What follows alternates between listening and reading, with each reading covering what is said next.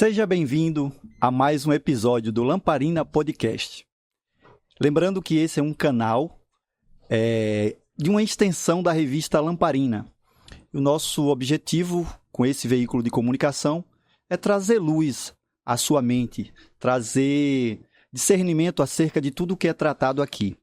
Nós trazemos testemunhos, artigos que falam sobre princípios e valores e, com certeza, hoje nós teremos um assunto muito relevante para ser tratado aqui.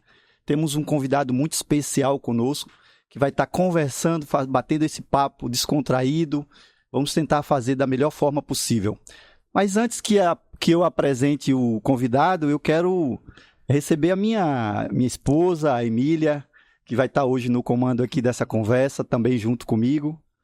Por favor, Emília, se apresente. É com alegria que hoje apresentamos mais um episódio do Lamparina Podcast. E hoje estamos com um convidado super especial, o pastor Luiz Antônio, pastor da Igreja Quadrangular dos Jardins e supervisor da Igreja Quadrangular do Estado de Sergipe e o segundo vice-presidente da Quadrangular Nacional. Pastor Luiz Antônio, seja bem-vindo ao nosso podcast. Fique à vontade aqui. É um prazer estar aqui. Eu estou aqui admirando vocês, principalmente pela ousadia, né? Sabendo que Gideão, a Emília também, vocês sempre foram aqui o pessoal do papel, né? Do impresso. Aí vocês aceitam esse desafio dessa modernidade de sair do papel e vir aqui para diante das câmeras. Eu acho isso maravilhoso. Eu sou apaixonado por novidades, por fazer coisas novas, por desafios. E vocês estão fazendo isso, estão aceitando esse desafio na vida de vocês. E participar desse momento, então, para mim é muito especial, é muito importante. Amém. A recíproca é verdadeira. A gente também está muito feliz em tê-lo conosco. A gente vai tentar conduzir essa conversa da melhor forma possível, de uma forma mais leve. Muitas pessoas aqui no estado e até fora conhecem o pastor Luiz Antônio, a excelência com que o senhor prega e conduz a sua igreja, mas a gente queria conhecer um pouco melhor antes de começar a tratar do assunto que foi escrito na revista Lamparina, na primeira edição. A gente quer conhecer um pouco melhor sobre o pastor Luiz Antônio, como foi a infância, até chegar à igreja, já chegou já um pouco mais velho, mais novo.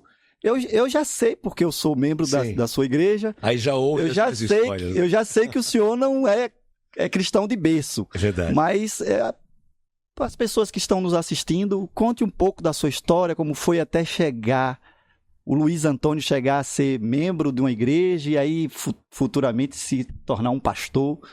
Tá certo.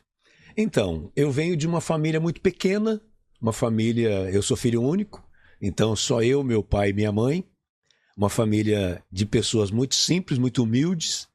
O meu pai tem uma história muito interessante. Aos 13 anos de idade, ele sai do interior da Bahia e vai para São Paulo. E faz isso sem contar para os pais. Olha que história, Gideão e Emília.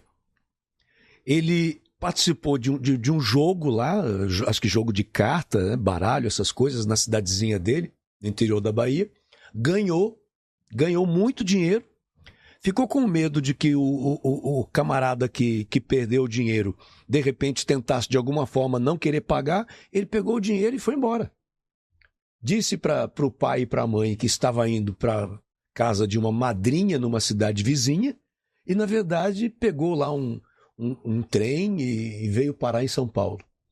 Aí ele chega em São Paulo, capital, conversa com um policial, chega com o policial e falou assim: por favor, onde é que mora minha tia Isabel? Em São Paulo. Em São Paulo. Resultado, foi parar na FEBEM. Então esse é o meu pai, que chega em São Paulo aos 13 anos de idade com uma história dessa, né? Querendo encontrar a tia Isabel. Depois, a história é longa e muito engraçada, muito bonita também. Depois ele conseguiu sair de lá e foi trabalhar sozinho, morando sozinho em São Paulo. A minha mãe também, nesse momento, estava morando em São Paulo. Ela é do interior de São Paulo, mas estava na capital, trabalhando como empregada doméstica. E os dois se conheceram. Se conheceram naquela região ali da Avenida Paulista, né? No Trianon. Ali era o lugar deles namorarem. Um local muito bonito em São Paulo. E nessa época meu pai já estava trabalhando, entregando pão em São Paulo, antigamente tinha assim umas bicicletas cargueiras que tinha uma caixa gigante na frente, sabe? Uma caixa de alumínio. E era com essas bicicletas que ele saía, fazendo a entrega da padaria que ele trabalhava. Conheceu minha mãe, os dois começaram a namorar e dali surgiu o Luiz Antônio. Então essa é a minha história de origem, né? E eu fui criado num bairro na zona sul de São Paulo, chamado Jabaquara. Ali eu fui criado, uma infância... Se eu falar para você que foi uma infância difícil, eu estou mentindo. Sabe, foi uma infância de muita brincadeira, de estar na rua jogando bola, brincando. Mas, obviamente, como toda pessoa, enfrenta os seus perrengues. Os meus pais, os dois trabalhavam. Então eu, desde muito cedo, ficava só em casa. Eu saía da escola e ia para casa para poder cuidar sozinho da minha comida. Isso já com 7 anos de idade. Eram coisas assim. Então, tudo na minha vida, eu acho que esse é o ponto talvez principal para compartilhar, tudo na minha vida sempre foi muito precoce. Então, eu com 10 anos, eu não tinha a cabeça de um menino de 10 anos. Sabe? Era mais adiantado. Era mais adiantado, era mais vivido, né? Da minha família, juntando ali os parentes, principalmente da minha mãe, que eram os mais próximos, né? Já que os familiares do meu pai permaneciam na Bahia. Então, os familiares da minha mãe foram os mais próximos meus. E, na verdade, eu convivia com os meus tios, eles que eram os meus amigos. Então, eu com 12 anos, eu saía para passear com o meu tio com 20. Esses eram os meus amigos. Então, por isso, tudo foi sendo muito precoce.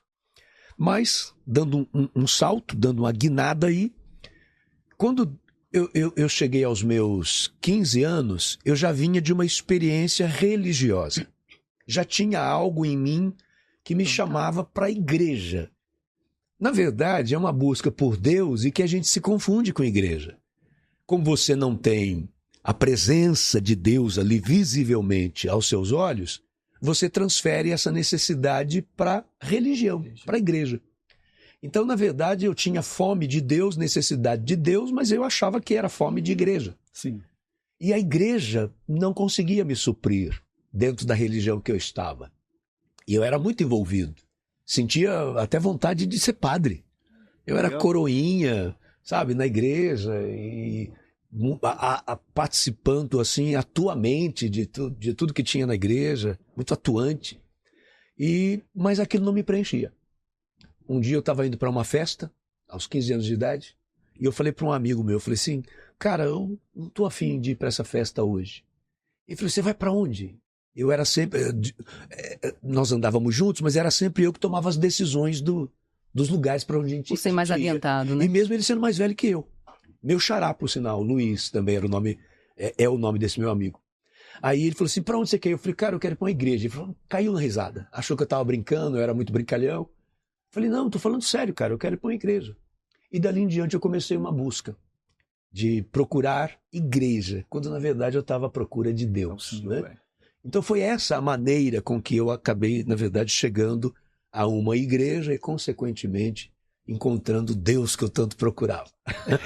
Observando o senhor falando aí que foi seus amigos, eram seus tios, eu acho que eu já ouvi uma história falando da origem de como foi que o pastor Luiz Antônio se tornou palmeirense. Tinha uns tios que eram corintianos, outros palmeirenses. Aí me conte um pouco disso aí também. E os mais próximos, 2 corintianos e 1 palmeirense. O palmeirense era o mais novo e, consequentemente, era aquele que acabava tendo um pouco mais de aproximação comigo por ser o mais novo dos 3, né? E a família muito apaixonada por futebol, mas futebol raiz mesmo, era coisa de sair para jogar na várzea, né? Sim. E os meus tios muito bons de bola. E por causa deles eu conseguia jogar bola também. Porque eu não sei como é que funciona hoje, mas naquela época, todo time titular importante dos bairros de São Paulo tinha o titular, né? Que era o primeirão, que a gente chamava, e tinha o segundão. E eu sempre jogava no segundão, que era o time, né, com o pessoal que jogava mais um pouco menos. Mas eu tinha que estar no segundão, senão os meus tios não jogavam no primeiro. Aí, como o dono do time queria que eles jogassem, né? Aí sempre me encaixava para jogar, mesmo eu não sendo bom de bola. Mas era um tempo muito bacana. E esse meu tio mais novo, ele era o palmeirense, então ficavam dois de um lado querendo me puxar para o Corinthians, nunca tiveram a menor chance. Nunca tive nenhuma quedazinha, graças a Deus. Deus sabe o que faz. E o outro, o palmeirense, esse conseguiu me arrastar para o Palmeiras. Só que, na verdade, apesar de eu brincar assim, eu não tenho esse fanatismo por futebol, não. Sim. Mas eu uso muito isso como forma da gente, às vezes, até acessar as pessoas, né? Sim. Às vezes é uma forma de você provocar uma conversa com um camarada. Através do assunto. Através do futebol, e daqui a pouco a gente está falando do time que não perde. Sim. Mas, às vezes, pastor, eu associo a resiliência de Gideão pelo time que ele torce, né? Vasco, vocês são primos, né? Vasco, Palmeiras. Então, assim, rapaz, quer casar com um homem fiel, case com um vascaíno. Porque eu não É resiliente. Não sei. Não era pra agora. Ver no Vasco. Mas, enfim, pastor, diante do tema que o senhor falou aqui na revista, que foi abordado, eu quero fazer uma pergunta ao senhor. Se a constância, né? A virtude da constância que o senhor fala, o senhor já nasceu com ela? É algo já intrínseco? Ou o senhor teve que desenvolver ao longo da sua trajetória? O senhor percebeu que precisava? Mas nem de longe eu nasci com isso. E pelo contrário, isso ainda não é, com certeza, uma virtude minha, não. É uma luta constante. Para mim, é um desafio constante. Porque eu acho assim... A partir do teu jeito de ser, da tua maneira de ser, o seu comportamento, você já traz uma facilidade ou uma dificuldade em relação a essa palavra. Né? Existem pessoas que elas têm naturalmente uma constância. Ela é uma pessoa... Está aí o exemplo do vascaíno, né? Ele é constante naquilo. E existem outras pessoas que não têm isso como uma facilidade. E tem muito a ver com o perfil dela. Tem muito a ver com o perfil. Por exemplo, eu não tenho... eu diria que o perfil da pessoa que ela é consistente é o perfil que a gente chamaria de estável e o conforme. Dentro dos 4 perfis que a gente, né, geralmente costuma tratar, que seria o dominante, influente, o estável e o conforme. Desses 4, os 2 que têm mais dificuldade com a constância é o dominante e o influente. E é justamente os 2 que mais ressaltam em mim. Os que mais aparecem em mim são esses 2, a dominância e a influência. O dominante, porque ele trabalha por resultado, então qual é a tendência dele? Ele começou a mexer com isso daqui, não deu resultado, ele, vamos largar isso de mão, vamos começar coisa nova. É a tendência quase que natural do dominante. O influente, ele é aquilo assim, se aquilo não estiver sendo muito agradável, não estiver tendo muita gente aderindo aquilo que ele está realizando, ele também vai largar de mão, porque ele tem necessidade de pessoas por perto, ele tem necessidade de aprovação. Isso é natural desse perfil. E esses 2 perfis, na verdade, são os que mais se sobressaem em mim. Isso quer dizer que eu vou ter sempre uma dificuldade maior com a consistência das coisas. Mas aí é onde vem o seguinte... Nós não podemos ser... Eu estou dando até um spoiler de coisas que nós vamos tratar na igreja nas próximas semanas. Mas nós não podemos ser dominados pelas nossas emoções. Quando eu quero ser um vencedor na vida, quando eu traço ali realmente um rumo para aquilo que eu quero na minha vida, eu tenho que ter um compromisso com aquilo e eu não vou ter muito tempo para mimimi. Mais ou menos assim, eu não gosto muito disso, eu não sou muito assim... Olha, não fosse, meu amigo. Problema seu. Se você gosta ou se você não gosta.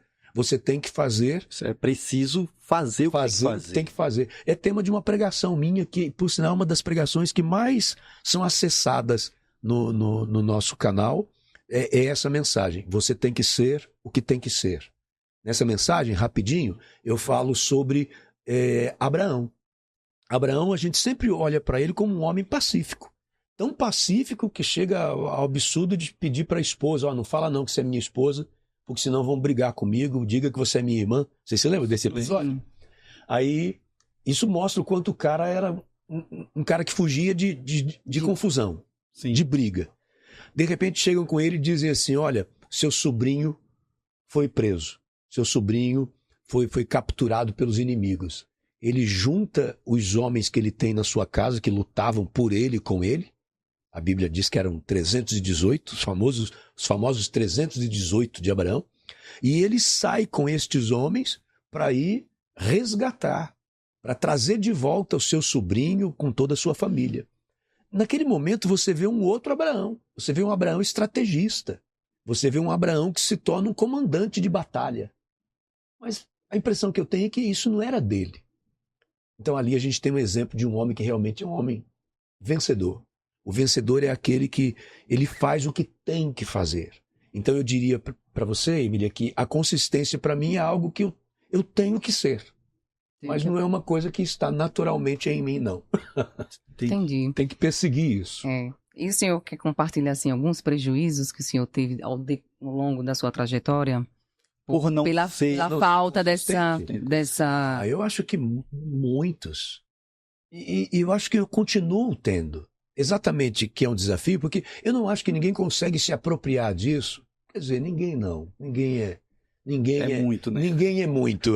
Ninguém é muito, né? Apesar do contraponto da palavra. Mas eu conheço pessoas que conseguem, aparentemente, até com uma certa facilidade, essa consistência.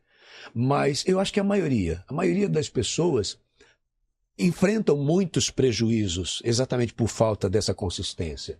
Por exemplo, eu vou te citar alguns mais simples, né? Mas, por exemplo, eu acho que eu comecei a estudar para valer tarde. Eu deveria ter começado mais cedo.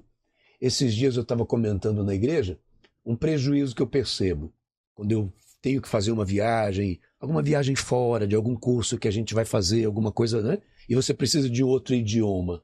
Poxa, por que eu tenho que correr atrás de falar inglês hoje, sabe? Beirando os meus 60, onde tudo é mais difícil para você assimilar. Sendo que a primeira vez que eu tive contato e oportunidade com uma escola de inglês, eu tinha 11 anos. Eu ganhei uma bolsa. Fiquei 2 meses na escola e a escola faliu. A escola faliu, mas eu não fui resiliente de procurar um outro lugar, né? Eu usei aquilo como uma desculpa. Fazer o quê, né? Não era para eu aprender. Aí fiquei pelo meio do caminho. Então, são coisas que hoje você olha e fala, poxa, eu me arrependo, sabe? Em relação aos próprios filhos, sabe? Aos netos, se a gente não for consistente, pode parecer uma coisa até diferente da proposta da conversa, mas veja só, se eu não for consistente naquele tempo que eu determinei que vou ter para os meus filhos, e eu começo a negociar facilmente a segunda-feira que eu de repente separei para eles, né? Aqueles que estão nos assistindo, pare para pensar nisso. Aí eu não sou consistente. Essa segunda-feira eu negocio, né? Não, é que nessa segunda surgiu uma coisa. Eu tenho que fazer isso. E você... Isso é deixar de ser consistente no tempo de qualidade que você teria com seus filhos. Família. Então isso é uma coisa, eu errei muito nisso. Procuro consertar com os netos, mas sou sincero. De repente eu vejo que daqui a pouco eu estou errando de novo. Aí eu tenho que novamente, sabe? Me chamar, falar, ô cidadão, qual que é a sua? De novo, você vai errar nisso? Então, é fácil da gente ficar pelo meio do caminho, principalmente quando a consistência ela não está numa ligação direta com o seu perfil, com o seu jeito de ser. Aí o desafio se torna maior. Então, nesse caso, existe perfis, com certeza, que tem essa facilidade maior, né? Tem. De levar tudo certinho ali e ninguém tente me tirar disso que foi programado. Porque... Maria Aparecida Abreu Silva. É assim. É a pastora. É o perfil dela. Ela não tem nenhuma dificuldade para ser consistente nas coisas que ela determina, né? Ela, por exemplo, na questão da saúde, a maneira como ela lida com a saúde dela faz com que ela, que já passou por muitas lutas, tenha mais saúde do que alguém que não passou por nada do que ela passou. Por conta do perfil mesmo. Por conta do perfil. Então é algo que também foi desenvolvido. Na verdade, ela já nasce com isso. Eu acho que ela desenvolve também, favorece. Favorece, né? Porque já está relacionado. Já tem a ver com o jeito dela. Porque o perfil é um negócio muito interessante, gente. A gente vai precisar aprender o que a gente chama de adaptação, né? Nós estamos aqui num ambiente muito gostoso, ele é fechado, mas não é claustrofóbico, não é? É lindo. Gostaria que todos que estão nos assistindo pudessem ver o ambiente todo aqui, porque é muito gostoso. Mas pega uma pessoa que tem, por exemplo, o meu perfil e me coloca para trabalhar sozinho dentro dessa sala aqui. Sabe, no final do dia eu tô num desgaste absurdo. Imagina. Porque eu preciso estar vendo gente. Por exemplo, em casa, se eu estou estudando lá no meu cantinho, eu vou para a sala, eu ligo a televisão. E o Eu deixo a televisão ligada, eu quero um sonzinho à distância, sabe? É o jeito de ser. É o jeito de cada um. Engraçado que o senhor contou aí que o senhor foi acostumado desde pequeno sozinho, né, em casa. Seus pais iam trabalhar desde os 7 anos, já Isso. estava sozinho em casa, fazia sua comida e tem esse perfil, Mesmo, né? mas Mesmo com...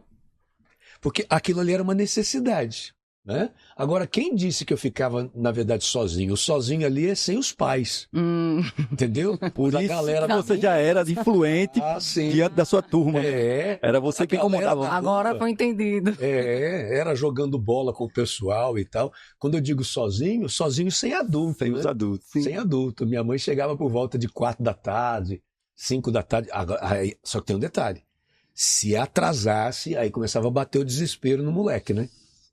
Ficava passando tudo. Minha mãe chegar. O que está acontecendo? Um dia aconteceu dela se atrasar e quando ela chegou, me encontrou lá no portão, desesperado, e não tinha vizinho que conseguisse me acalmar e nem me tirar dali, porque eu também não aceitava sair dali.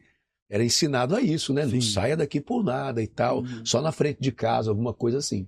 Então, são coisas assim que a gente enfrenta na nossa vida, que é muito interessante esse contraste entre a sua necessidade e aquilo que de fato você gostaria, né? Sim. O ideal, o jeito ideal, a vida ideal. Eu acho que poucas pessoas conseguem viver isso. Verdade. Voltando um pouco, que a Emília acabou trazendo o assunto principal logo. Sim. Está fluindo, bacana. Mas eu queria que o senhor desse continuidade lá na sua história. Dos 15 anos? Depois que o senhor brincou, conheceu ali, tá na sua infância, mas aí conheceu a palavra de Deus, dentro desse desejo de ir à igreja, não se acostumou com a igreja, existia algo faltando na igreja que o senhor fazia parte, eu acredito que igreja católica. Isso. E aí o senhor foi à igreja evangélica. Como foi que isso aconteceu? De cara, o senhor no primeiro dia já chegou lá, já ouviu uma palavra e foi tocado, aceitou a Jesus, que é uma forma como a gente chama, né? Quem entrega a vida para Jesus. É uma pergunta interessante, Gideon, até porque eu parei num ponto, e quando eu digo ali que eu estava à procura de Deus, e a verdade, procurando uma igreja, sem saber que era Deus que eu estava procurando, eu ainda não cheguei nesse primeiro momento, nesse dia, aos 15 anos que eu falei que queria algo diferente e tal, para esse meu amigo, eu não fui necessariamente já para uma igreja evangélica. Certo. Eu ainda tentei. Na católica. Outras paróquias, como a gente chamava naquela época. Tem uma paróquia ali que tem uma turma legal e tal. Só que não me preenchia do mesmo jeito. Mas a minha chegada para a igreja foi muito interessante. Eu conheci a Cida na sala de aula, aos meus 14 anos de idade. Nós estudávamos na mesma sala, e ela, a crente da sala, e eu, o bagunceiro da sala. E éramos assim completamente opostos, né? E começou ali uma paquerazinha, mas diante dos valores que ela tinha, dos princípios que ela tinha, ela olhava para mim, acho que ela estava gostando de mim, mas ela pensava, mesmo gostando, não dá para encarar um cidadão desse daí, não tem jeito não. Não é para mim, né? Não combina. Mas mesmo assim começou, eu tive paciência e tal, gostei dela, ela era diferente das meninas que eu conhecia, né? Então isso me chamou muito a atenção. E começamos a ter uma aproximação. Isso, de repente, acontece a virada de ano, e eu vou para a escola, vou para o colégio e não encontro, né? Tinha essa coisa, chegava na virada de ano, você perdia o contato com os colegas, você só voltava... Depois das férias, vamos ver quem voltou. Quando eu voltei, fui lá, olhava na relação e tal, o nome dela não estava, ela não estava na mesma sala que eu. Que coisa. Aí comecei a perguntar e descobri que ela estava estudando em outro colégio. Ela foi fazer, naquela época a gente chamava era colegial, né? Só que ela foi fazer o colegial já que era técnico em contabilidade. Num outro colégio. Muito bem. Eu fui para lá um dia na hora do intervalo para ver se eu a via. E eu a vi. Aí comecei a conversar com ela e tal. Voltei a me aproximar. Aparecia na porta da casa dela, mesmo o pai dela sendo né? Tava passando por aqui. Mas aparecia. Sem querer. Aí um dia ela me falou assim, interessante, né? Você veio atrás de mim no colégio que eu estudo, você já foi atrás de mim na minha casa, mas você nunca foi atrás de mim na igreja. Na minha igreja. Aí eu, guardei aquilo, mas também não falei nada. Usei como estratégia. Numa sexta-feira, eu falei, hoje eu vou na igreja dela. Quando ela sair, ela vai ter uma surpresa, eu vou estar lá na frente. Aí eu fui. Só que eu cheguei logo no começo. Tinha acabado de começar o culto. E era mais ou menos assim, a igreja ficava numa parte mais baixa e a rua ficava na parte alta. Para você chegar na igreja, você tinha que descer a escada assim para chegar na igreja. A rua ficava aqui. E eu cheguei e fiquei na rua. Só que a igreja estava em construção e a abertura da janela era só abertura, não tinha janela, era só o buraco. Eu assisti o culto todo. E quando eu assisti o culto, a pregação do pastor falou diretamente ao meu coração. Eu falei, meu Deus, que coisa, esse homem fala de um jeito diferente. Os jovens foram lá para frente para se apresentar.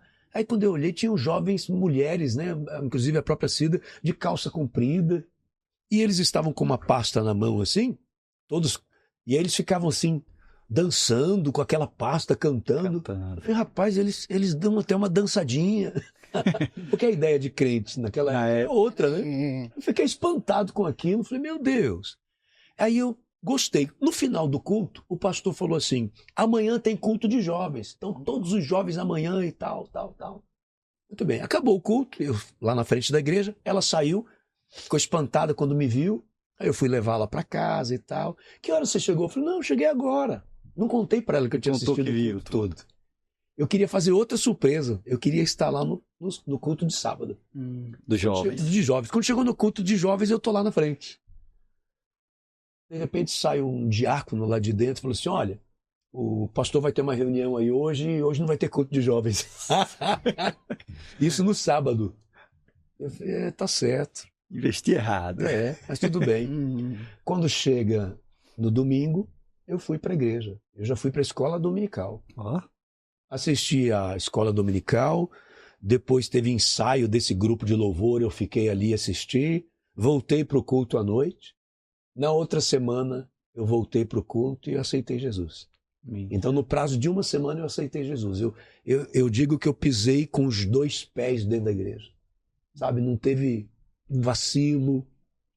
Graças a Deus, nunca me afastei dos caminhos do Senhor. Então, permaneci. Dos meus 15 anos até os meus beirando 60 agora. Isso foi na quadrangular, né? Na quadrangular. Então, se eu disser que eu não fui por causa dela, eu estou mentindo. A estratégia foi por causa dela. Mas eu não fui, é interessante isso, eu não fui interessado nela. Não, permaneceu. Eu fui ao local por causa dela. Para agradar, né? Ao endereço. Sim. Mas a igreja, entrar na igreja, assistir o culto e participar de tudo, aí ela não teve mais nada a ver com isso. Foi interessante. O endereço, sim. Ela foi o meu. Ela foi o canal, GPS. né? Ela foi o meu GPS. Que bom. É isso. E aí o senhor aceitou Jesus, começou a se envolver na igreja, eu imagino, porque o senhor sempre é muito ativo, sempre para frente. Isso, me envolvi muito. Eu acredito que eu, com 15 anos, 16 anos, já era pastor. Não. Não, né? Não. Aí também não, né? Não é tão rápido assim. Mas com 18 eu estava fazendo as vezes de pastor. Eu não era ainda um pastor de fato e de direito, mas eu era um pastor de fato. Eu já estava, só que nem eu sabia. Auxiliando algum pastor, alguma igreja? O meu pastor, quando eu completei 16, acho que estava com quase 17 anos, ele me chamou na sala dele, no gabinete, e ele era um homem assim muito... é um homem assim muito serião, muito fechado. Aí ele falou assim, Luiz, você vai estudar e fazer o IBQ, que era o Instituto Bíblico Quadrangular, porque você tem chamado. E eu falei para ele o que nenhum jovem naquela época teria coragem de falar. Eu falei para ele, pastor, se Deus falou com o senhor, vai ter que falar comigo. Porque não falou comigo, não. Ele falou e eu não ouvi. Eu não queria, de jeito nenhum. Não queria ser pastor de forma alguma. Mas passou um tempo, ele foi transferido para uma outra cidade. E um dia, eu vivendo uma crise do chamado, é uma sensação ruim. Não sei como é que eu escuto pessoas falando do chamado e coloca assim, sabe, uma coisa tão bonita. Romântica, Ei, se né? apareceu um anjo. Não, comigo foi, Foi totalmente um diferente. terror. Um terror, era uma sensação. Foi Jonas, né? Jonas. Pronto. Foi uma sensação assim, sufocante, sabe? Uma sensação de pecado. Eu sondava a minha vida, eu falei, Senhor, tudo bem que a gente é falho, mas eu tô olhando aqui minha vida, eu sou um dizimista fiel, eu sou um cara legal na igreja, não tô fazendo nada de errado não e tal, o que tá Deixa eu acontecendo? aqui, E o coração velho apertando. Fechando. E nesse dia eu não fui trabalhar. Eu falei pra Cida, eu falei, olha, hoje eu não vou trabalhar. Nós já estávamos casados, que nos casamos com 18. Com 18. Eu falei, hoje você vai só pro trabalho, eu não vou trabalhar, eu vou ficar em casa, não sei o que tá acontecendo aqui, eu só saio daqui na hora que tiver uma resposta. E fiquei no quarto, trancado no quarto. Ela sempre foi muito na dela. A Cida nunca foi de, sabe, mano, o que foi? O que tá acontecendo? Não, ela percebia que eu não tava legal, ela ficava na dela. Ela foi trabalhar, me deixou só em casa, e ali eu continuei, buscando em Deus uma resposta, uma oração, mas aí aquietou. Né? Eu não lembro que dia que era da semana, mas o coração aquietou e ficou por isso mesmo. Alguns dias depois, uma senhora muito próxima do pastor que tinha saído me procurou e falou assim, Luiz, olha, o pastor vai ligar para você lá na minha casa. Então você vai lá para minha casa que ele vai ligar para você. Só para vocês saberem, naquela época não era todo mundo, tinha telefone em casa, né? Sim. Então eu fui para casa dela no horário que ele tinha marcado. E quando ele ligou, eu atendi. E ele, paz, jovem. Eu falei, paz, pastor, tudo bem? Ele, tudo bem. Olha, eu quero que você venha me visitar aqui. Venha na minha cidade, ficava 5 horas de distância mais ou menos. Venha na minha cidade, eu quero que você passe um final de semana aqui com a Cidinha. Eu falei, tá bom. Aí eu fui. E desse final de semana em diante... Ficou. Até hoje. Até hoje. Foi desse jeito. Quando eu voltei, já voltei para pedir a conta no serviço, para vender as coisas e voltar para aquela cidade e comecei a trabalhar. Então o senhor foi constante. Fui. Até A hoje. partir desse momento... Agora, Emília, sabe que você está me provocando tanto nisso que eu mesmo estou achando interessante, sabe? Eu acho que eu sou muito mais constante do que eu mesmo imagino que eu sou, Sim. sabe? O senhor passa isso para a porque, igreja, viu? Eu acho que eu tenho um senso de responsabilidade muito alto. Lembra que eu falei sobre as coisas terem acontecido sempre muito cedo para mim? Sim. Então talvez isso tenha me trazido uma responsabilidade que nem permita eu viver o meu perfil. Sim. Então eu acabo sendo realmente muito consistente. Eu não me lembro de ter desistido de nada na vida. Pois é. Não me lembro, sabe? Por mais lutas que eu tenha passado em diversas áreas da minha vida, Desafios, mas você tá ali... eu estou presente em tudo. Eu continuo sendo o cara diante de tudo que eu comecei. Eu fico imaginando, falando de constância, eu acho que tem tudo a ver com quando a gente tem um entendimento do propósito que a gente tem, da missão que é dada. Não tenha dúvida. Então, se a missão foi dada, eu vou ter lá alguns obstáculos. Sim. Ali, vai ter momentos de pensar em desistir, mas como eu fui treinado ou eu vou exercendo essa constância, eu vou me mantendo ali firme, continuando, tento ser resiliente de uma certa forma para começar de outra forma, mas com um propósito.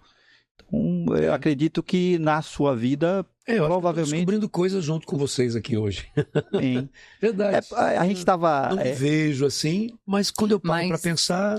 o senhor passa isso pra gente que está na igreja. Uhum. Né? A gente... Essa constância, esse compromisso nessa...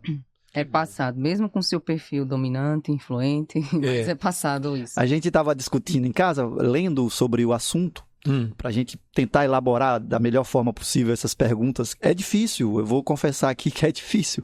Você está numa conversa com o pastor Luiz para poder extrair o melhor que a gente pode, mas a facilidade que o senhor tem com a comunicação e ali uma pergunta que a gente faz, o senhor já traz. Muito vontade aqui com isso vocês. É muito bom. Estou diante de amigos, então Amém. A gente fica à vontade. E aí a gente estava em casa discutindo, aí uma moça que trabalha com a gente lá, ela chegou e disse assim, ô Emília, constância tem a ver com fé? Aí eu disse, não. Eu digo, aí Emília, tem. Aí a gente começou, eu digo, digo a fé vem pelo ouvir. Ouvir a palavra de Deus, né? Então tem que ter uma sequência ali. Não adianta você só ouvir uma vez e achar que vai construir uma fé inabalável. Você tem que ter uma constância nisso. Eu queria que o senhor falasse um pouquinho sobre essa constância na fé. Para poder a gente... Só interrompendo, quando isso veio à mente, eu lembrei do versículo, né? Que os pensamentos de Deus são maiores que os nossos. Nós não conseguimos acompanhar o pensamento de Deus, nós não conseguimos acompanhar os seus propósitos. Então, se a gente não tiver a fé nele, saber o que ele tem para nós e persistirmos naquilo, mesmo que a gente não veja, mesmo que a gente não sinta, mesmo que nós não sejamos guiados por nossas emoções, não vamos ser constantes, não vamos ser perseverantes. Sim. Então, a fé, ela está ligada, sim, né? Eu acho que ela é o ingrediente principal para se manter, né, essa virtude da constância. Mas eu acho que tem tudo a ver, sim, o que os dois estão falando. Porque eu penso o seguinte, sabe, Emília? É interessante quando você coloca essa questão sobre essa nossa convicção, essa nossa certeza daquilo que nós estamos buscando. Porque, olha só, quando você olha para a vida de Davi, ele está todo pronto para enfrentar o gigante Golias, mas ele tem referência. Ele fala, eu já venci um urso, eu já venci um leão, então agora eu estou pronto para poder vencer. Isso é a constância. Pequenas atitudes, né? Experiências que ele teve, experiências de fé. Então, quando eu tenho essa convicção do cuidado de Deus na minha vida, é óbvio que isso também vai facilitar para com que eu não saia do caminho, porque eu sei que ele está cuidando. E aí vem uma outra questão. Eu nunca tive na minha vida, um momento de crise com Deus, como às vezes eu escuto pessoas falando que já tiveram. Até pastores. E eu não falo isso desmerecendo nenhum deles, de forma alguma. Mas apenas pontuando que, graças a Deus, comigo nunca aconteceu. Nunca tive crise com Deus. De falar que Deus... Eu já ouvi pastores falando que tiveram crise sobre a existência de Deus. Né? Quer dizer, isso, além de eu nunca ter tido isso, eu nunca tive nem nada parecido com isso, de, Deus esqueceu de mim, sabe? Deus não gosta de mim, Deus não está cuidando de mim. Nunca tive isso. Quando eu enfrento qualquer tipo de luta ou problema na minha vida, eu imediatamente atribuo a mim. Sim. Jamais eu vou atribuir a Deus. Autorresponsabilidade. Eu sei que Deus não falha, eu tenho uma convicção. Aí, por isso que eu estou falando que tem a ver com o que os dois falaram, que aí é a fé. Ter fé, a fé não pode ser uma coisa solta. Eu tenho fé no atributo de Deus. Sim. Eu tenho fé de que Deus é poderoso. Eu tenho fé de que Deus é bondoso. Eu tenho fé de que Ele não falha. Eu tenho fé no amor de Deus. Então, eu tenho fé nos atributos. Eu tenho fé no caráter de Deus. Isso faz com que eu não vacile em relação a crer em Deus. Eu posso vacilar em relação a mim. Porque a tal da constância, sim, eu posso não ter sido constante, não, por isso não atingi determinada isso. Situação, né? Eu não fui constante, então não consegui esse objetivo. Mas não tem nada a ver com Deus. Deus é perfeito. Deus é perfeito. Então, isso eu acho que é um ponto que nos leva a ser constante. Aí eu estou juntando com o que você falou sobre a questão do propósito. Se eu tenho um propósito e Deus está cuidando desse propósito, eu posso ser constante sem medo, porque Ele vai cuidar de mim. Então eu posso até deixar de ser constante por qualquer outro motivo, mas não porque... sabe, será que Deus me ama? Será que Deus está comigo? Será que Deus vai me ajudar? Essas coisas nunca passaram comigo. Então talvez seja esse o motivo de eu realmente conseguir ser constante em tudo aquilo que eu faço, mesmo não estando relacionado ao meu perfil. Mas aí eu posso dizer assim, está no perfil de Deus. Sim. A constância está no perfil de Deus. Não está no meu, mas está no perfil de Deus. E se eu sou filho dele, então esse perfil dele vai ter que me atingir. Eu vou ter que... vai sobrar para mim coisa boa nisso. E a gente percebe isso pela forma como a igreja quadrangular é conduzida. O senhor faz muitas campanhas determinados assuntos, e aí a igreja faz uma sequência de mensagens, 7 dias, 7 semanas, né? Mas quando termina a campanha, eu percebo que eu acho que é algo comum em todas as campanhas. O senhor diz, estamos encerrando o último elo da campanha, mas isso não encerra aqui. Isso não acaba aqui. Isso é um aprendizado para a gente ter essa constância no dia a dia da nossa vida, aplicar na nossa vida tudo que foi ensinado aqui durante esses dias que foram feita a campanha. Então isso a gente vê em tudo que o senhor faz. O senhor traz um projeto para a igreja e às vezes alguém pode dizer assim, pastor, já vem com mais um projeto. Parece algo solto, mas quando a gente vai analisar, e quem anda um pouco com o senhor já percebe que vem algo embasado em alguma coisa que já veio lá atrás. Então já é uma sequência, é uma constância, não é nada solto, né? O pastor criou agora, sei lá, um evento qualquer para poder, porque ele viu em algum lugar, visitou alguém aí que ele viaja muito. Não é algo que já vem de uma sequência de um trabalho que já está sendo feito talvez há muito tempo. Sim. E ali é só uma continuidade. E a gente consegue perceber isso. Amém. A gente consegue perceber isso no Senhor. É por isso que ela fez essa pergunta, mais para o público, né? O senhor já nasceu com esse perfil de ser consistente ali em tudo, ou foi algo desenvolvido? Eu acho que tem as duas coisas. O seu perfil, embora seja dominante e tudo, mas você já foi colocado desde novinho ali as responsabilidades. Se vira. Eles não fizeram dessa forma, não foi essa a intenção, mas fique aí, adaptação. Vá se adaptando.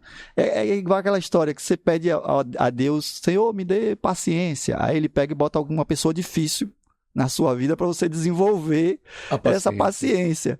Mas eu não pedi isso, eu pedi para ser paciente, né?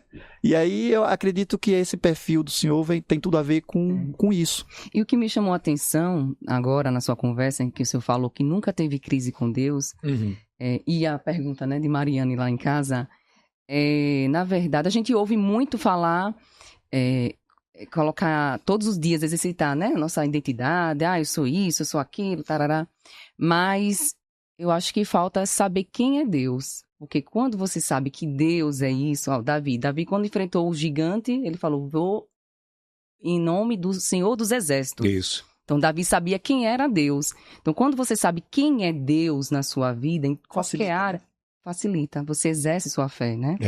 Então, você se torna... É mais fácil manter, né, a constância diante da fé, diante de quem você acredita ali. O senhor fala aqui, na revista, das motivações equivocadas, né? Porque as pessoas, elas não conseguem serem constantes. Acredito que para vocês, pastores, é até desafiador isso, né? Ser constante até na igreja, no propósito de vocês. Porque vocês precisam de pessoas e as pessoas acabam... A gente vai percebendo que elas vão se desmotivando, vão saindo da igreja, abandonando a fé. Por consequência, vocês, né? A liderança. E acaba que isso vai afetando de algum modo. Então, assim, pastor, eu queria que o senhor desse aqui, falasse, desse uma dica de como manter essa constância. Sempre viva, né, ali, sempre. Sim, os pequenos passos, né, para que não morra a sua fé, para que se mantenha ali nos caminhos do Senhor, para que não abandone sua vida cristã. Eu acho que existe sempre uma palavra que vai ser bem-vinda em qualquer discussão, e principalmente num assunto como esse nosso. É o equilíbrio. Eu acho que nós precisamos ter o entendimento das pessoas de uma forma equilibrada. A todo momento que eu elevar demais a minha expectativa em relação às pessoas que estão à minha volta, eu corro o risco de me frustrar. Mas, por outro lado, eu não posso ser um desacreditado, porque o dia que eu deixar de acreditar no ser humano, eu tenho que deixar de pregar o evangelho.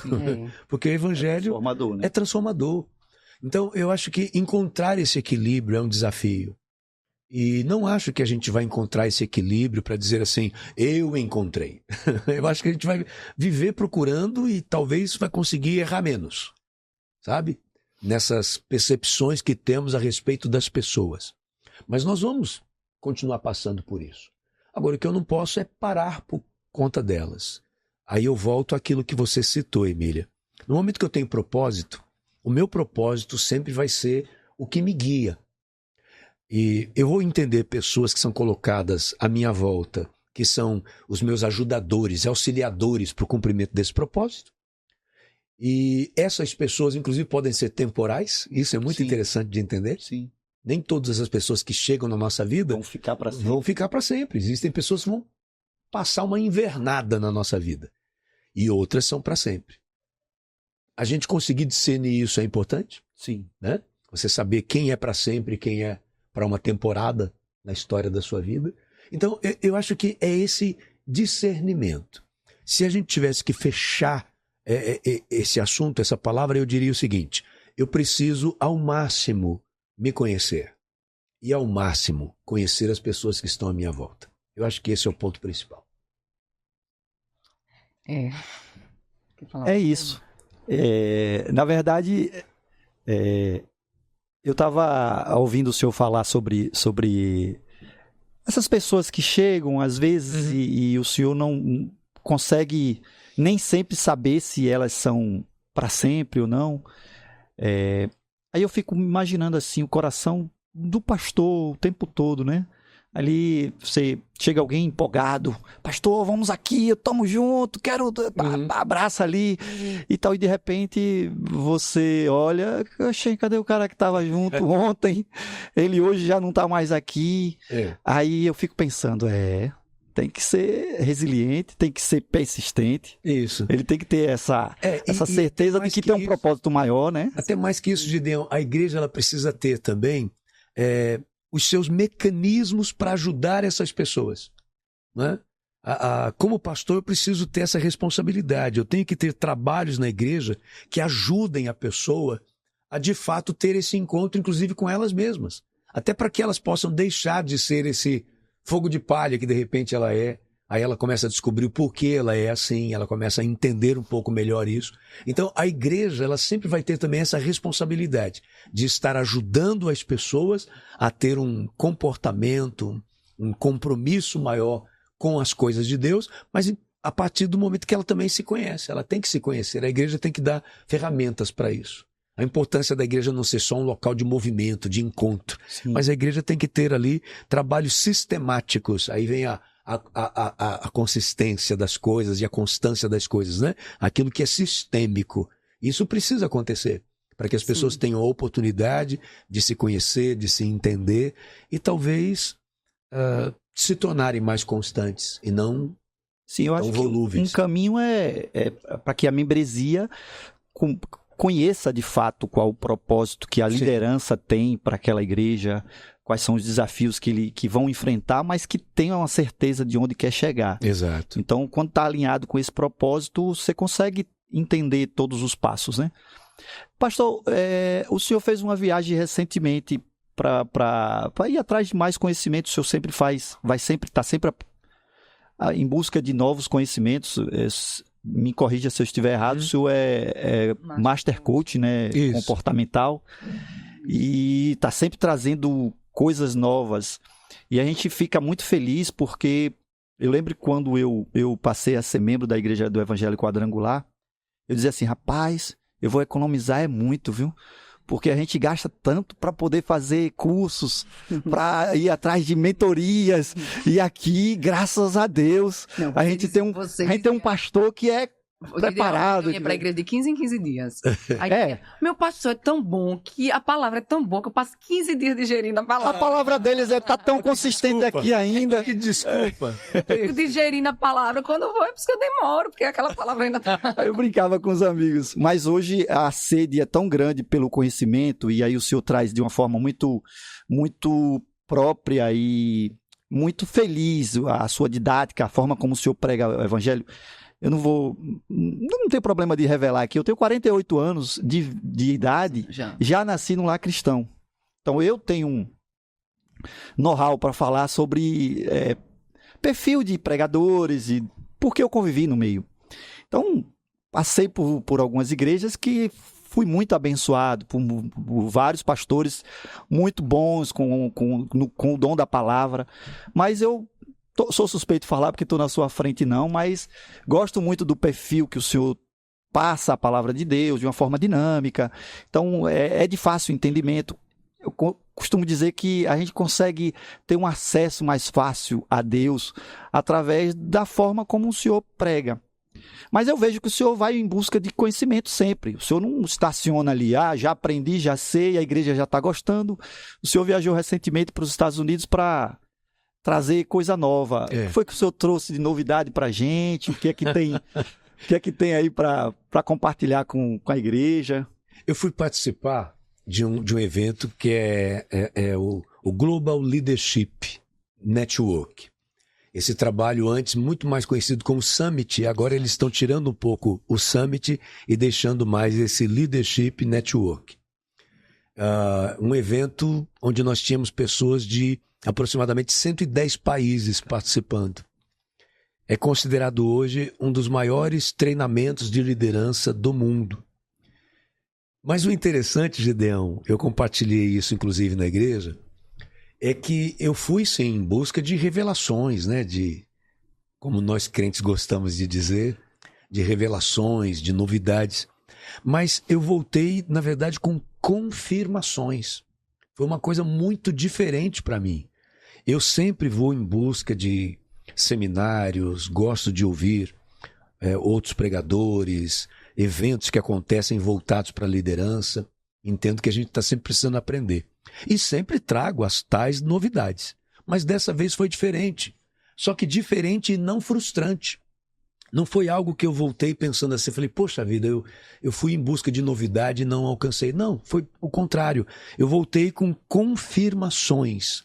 Confirmação de linha de trabalho, de direcionamento de trabalho que nós temos tido na igreja.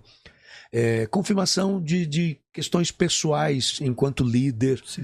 Para que a gente saiba que a gente está no caminho. Agora, essas confirmações, longe de dizer assim, pronto, eu já alcancei, eu conquistei. Não, de forma alguma. Mas apenas a confirmação de que a gente está no caminho. Tem uma coisa curiosa que acontece comigo.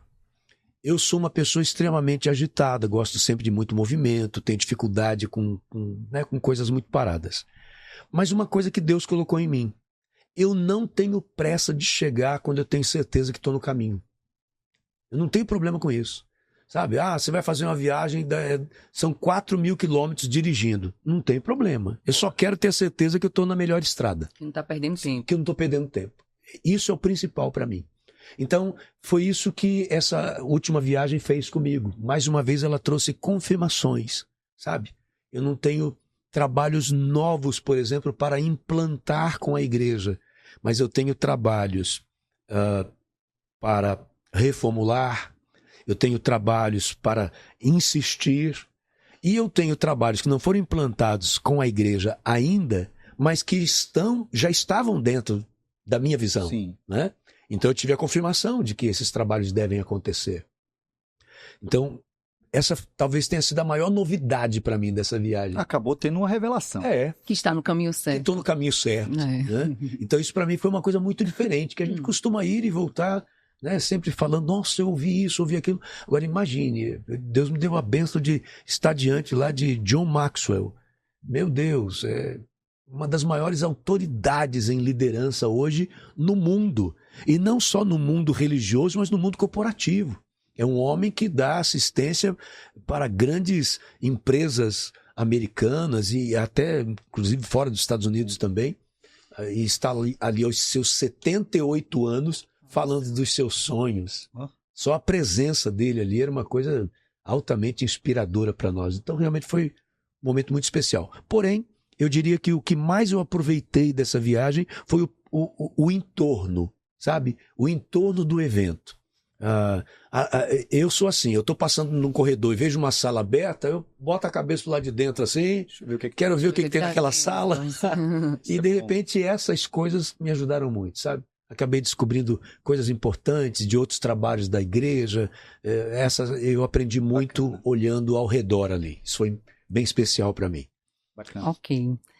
Pastor, o senhor quer deixar aqui algum recado? Gostaria que o senhor falar para alguém que está desistindo do seu sonho, de algum projeto. O senhor quer deixar algum recado para alguém aqui?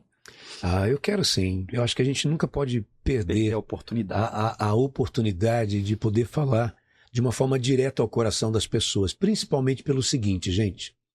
Nós estamos vivendo um estilo de vida que ele é um estilo de vida engolidor. Se a gente não tomar cuidado, esse estilo de vida nos engole. E nós não estaremos vivendo de verdade. Então eu quero te deixar uma palavra das mais simples que possa vir ao meu coração. E está baseada nas palavras do Senhor Jesus, quando ele faz o mais poderoso convite de toda a história da humanidade. Está em Mateus 11, 28, quando ele diz assim: Vinde a mim, todos vós que estáis cansados e sobrecarregados, e eu vos aliviarei. Quem são esses cansados? Não é o cansado de carregar peso. Isso aí, você chega em casa, toma um banho, deita na cama, relaxa e passa o cansaço, né? Dá um mergulho numa piscina, vai aí nas nossas praias, o cansaço vai embora. Não é desse cansaço que ele está falando. É esse cansaço dessa vida engolidora. Cansaço de você ter que dar conta para todo mundo, cansado de você ter que sempre chegar em primeiro. Esse é o mundo que nós estamos vivendo. Você do mundo corporativo, você é empreendedor, mas você também que é a senhora que é uma dona de casa. Existem cobranças exageradas em cima da gente, uma cobrança que a gente não consegue dar conta. Sabe, as nossas crianças não têm tempo de brincar. Ela sai da aula de manhã, ela tem banca à tarde, sai da banca, vai para o judô, se for uma menina vai para o balé, ou então vai para a aula de inglês. Não tem tempo. As crianças são cobradas. Gente, tem escola infantil da nossa cidade que a criança precisa fazer vestibulinho para entrar. Imagine a pressão na cabeça de uma criança que tem que fazer um vestibularzinho para poder entrar no infantil. Meu Deus! Então, essa é a pressão que todos nós estamos vivendo e Jesus sabia disso. Então ele diz, você está cansado? Vem para mim. Só ele tem o poder de tirar esse cansaço da nossa vida. Aí ele diz sobrecarregado. Quem são os sobrecarregados? Aqueles que estão levando um peso maior do que poderia suportar. E talvez você está fazendo isso. Você está carregando a família sozinho nas costas. Você está carregando uma empresa sozinho nas costas. Ou você está carregando uma igreja nas costas. Isso não funciona, ninguém suporta. Não é para ser assim. Você não suporta porque não é para suportar. Não é para suportar. O próprio Jesus, enquanto homem, ele se deu o direito de falar, olha, eu estou mal.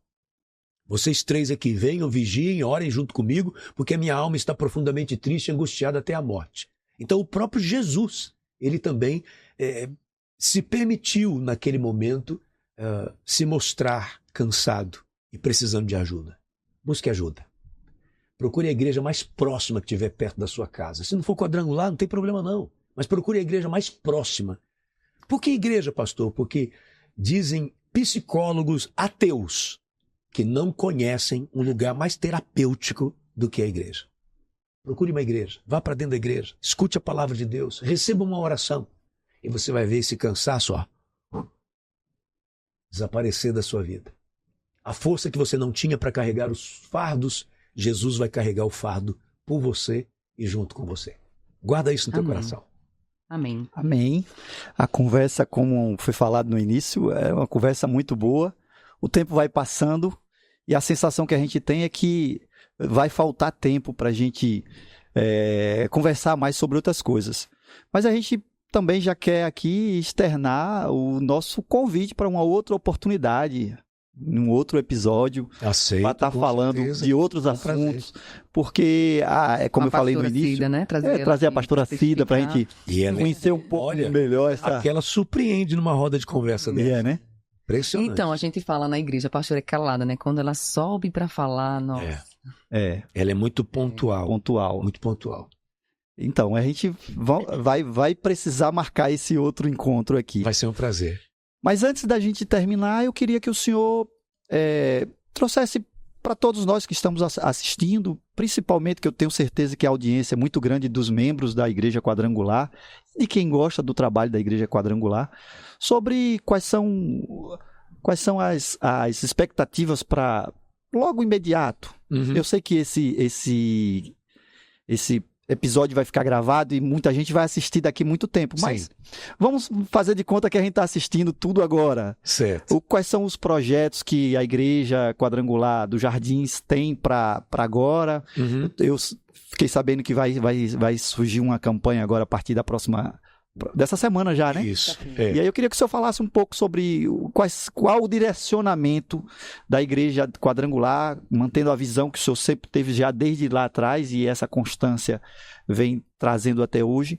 E qual é a direção que a Igreja Quadrangular vai ter nos próximos meses aí?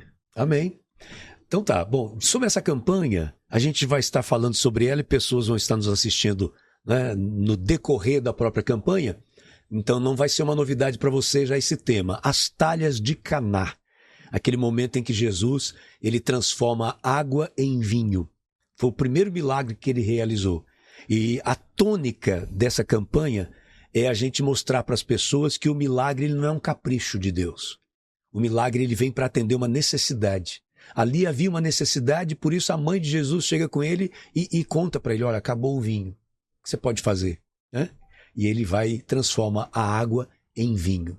Então, entenda isso. Há uma necessidade na sua vida, então você está todo envolvido no cenário de um milagre.